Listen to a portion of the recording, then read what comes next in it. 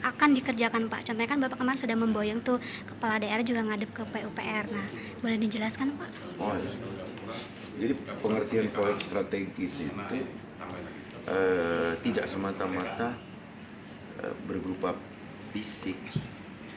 Jadi ada juga yang sifatnya non fisik, seperti proyek strategis kita, yakni membangun rumah tahfiz di setiap desa. Ternyata animo masyarakat begitu kencang,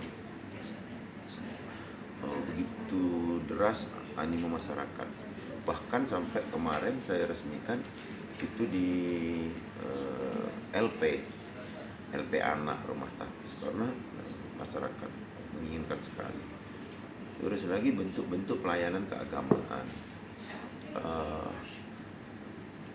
Misal kita sudah resmikan lebih dari 3.000 sesuai dengan jumlah desa dan kelurahan itu P2UKD misalnya.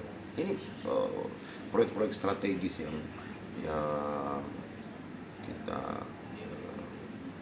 rencanakan dan sudah eksekusi.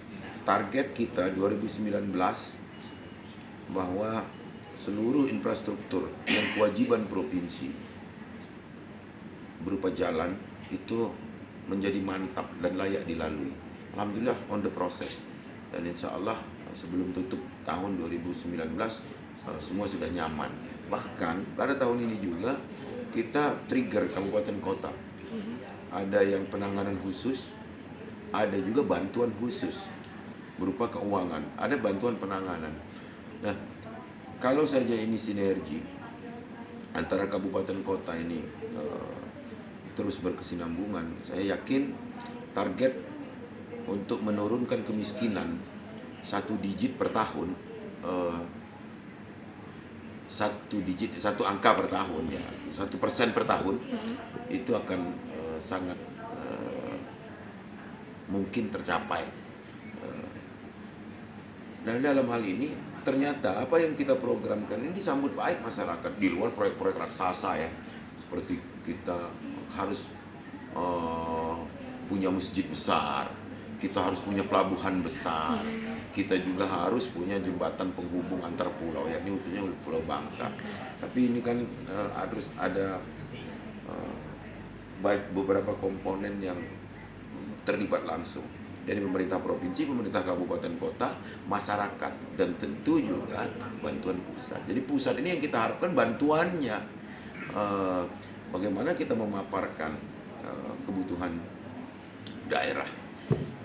Terlepas dari situ, ada proyek yang ditunggu masyarakat, yang macet karena dia menjadi bottleneck dari semua penjuru, baik masyarakat Palembang sendiri, tumpahan dari Jawa, dari Lampung, menuju ke Musirawas dan menuju ke Jambi, tertumpu di situ.